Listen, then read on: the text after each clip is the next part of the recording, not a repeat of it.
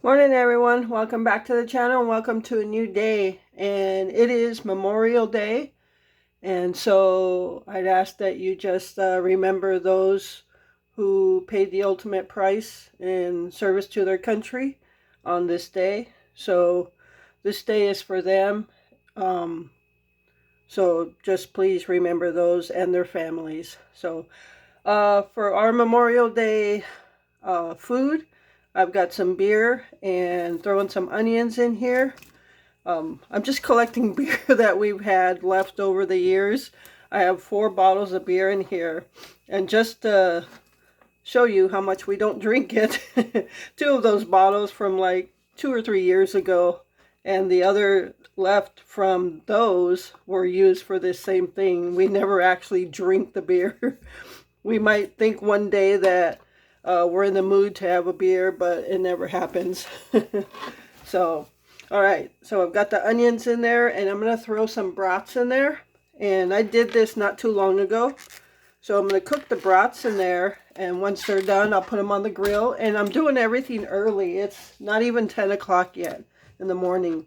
So I'm doing everything early, going to grill out by noon. And that way we have enough for lunch and supper. So everything will be done for the day as far as food. And I'll be putting restaurant steaks on the grill as well. I'll show you what those are. Some of you probably don't know what they are. But I'm going to start cooking these brats. And then when they're done, I'll just brown them on the grill with the steaks. They're not actual like real steaks. This is what they look like. But here in Wisconsin, they call them restaurant steaks. It's 90% lean, 10% fat, cab beef, restaurant steak. So we got 4 of those. So I'll be cooking those as well. And that will be plenty of food so we can munch all day. So I don't have to cook anything else tonight.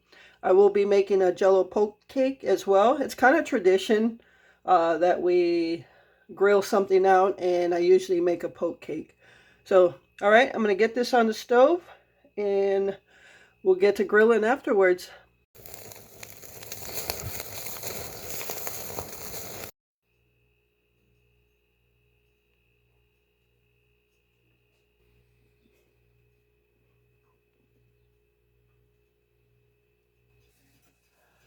All right, everyone, so we have had our lunch now, and it was pretty good. So we each had corn on the cob, and Glenn had the hamburger, and I had the brat. Actually, Glenn had 2 corn on the cobs. So what I'm going to do now is put the remainder of the brats and hamburgers here in the Hot Logic, and with the beer, of course, and onions. And that way it just stays warm the rest of the day, and whenever we're hungry again, we'll just we can just pick it up out of here and don't have to worry about putting it back on the stove to warm up. So I'm going to go ahead and grab it and throw it all in here.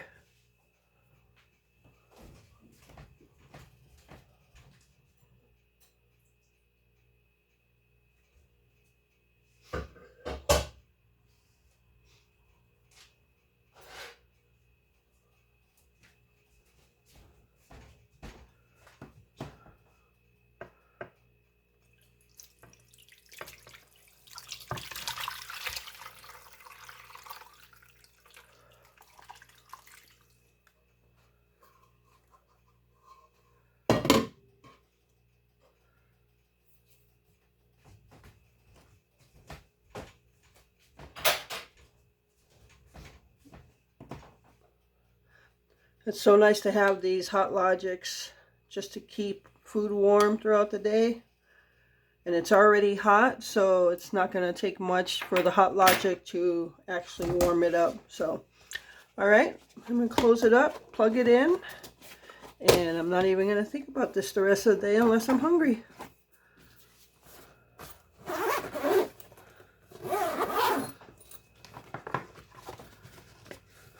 Yeah, there's no settings to these. You just plug them in.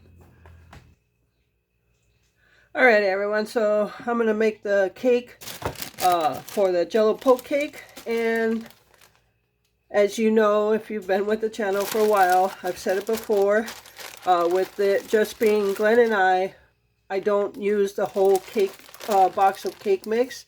I split it in half, especially when the egg, the amount of eggs in the recipe are an even number. So you can definitely split it in half, no problem. So I'm using this Pillsbury white cake mix, and if you're doing the egg white recipe, which is what I do because I want a white cake, it calls for 4 egg whites, so I can just split it to 2, and then just divide all your other ingredients, oil and water. But what I do is I weigh the package of flour mix here, so that way I disperse it evenly for the 2 halves. So I'm going to turn on my scale here. Alright, so it weighs 15 3/4 ounces, so almost a pound. So I just divide that up, and that's how much I'm going to put in the bowl for the cake mix. So alright everyone, so I'm going to go ahead and make the Jello mix for the poke cake. I've already poked holes in the cake, so that way it's ready when I'm done. I just took the end of this wooden spoon and poked holes there. So, and this is a 3-ounce box. I'm only using half of it because I only made an 8x8 cake. So, and then, so for that, I'm going to add a 1/2 cup of hot water. And then I'm going to mix it.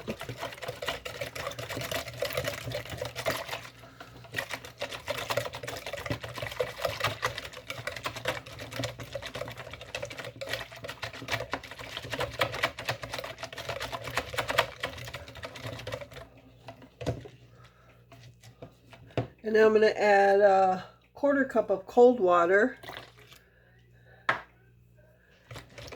And just mix it up. And then I can pour it in the holes of the cake.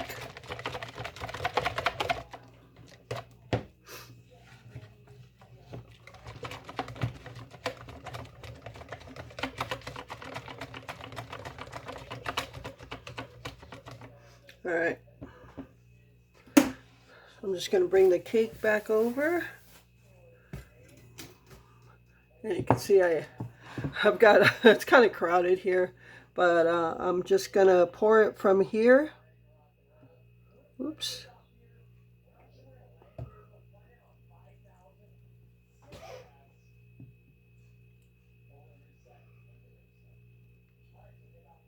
So the only thing I don't want to do is put so much of this in there that I make it soggy. So I'm going to leave it at that. Hopefully that works well. So now I'm going to get this in the refrigerator so it could set, and I'll frost it later on when the Jello is set. All right, everyone. So it is, I don't know if it's 5 o'clock or not, but I am done. And I did come out here to the garage just to wipe down the curtain, our back curtain. So I did that, and I put all his cars on the table here and got his space cleared up and wiped it down for him, so he's ready to go there. And the trailer is as done as it's going to get. Once I got the curtain in, the refrigerator will go in, and then it's just little miscellaneous parts that whatever. so yeah, I am done, and we'll see what we have to do tomorrow. Before he comes out, we do have to bathe him and shave him and all that good stuff. So yeah, otherwise I'm going to go in. I'm starting to get a little hungry, and the good thing is the food is staying warm in the Hot Logic. And yeah, all right, so stay tuned.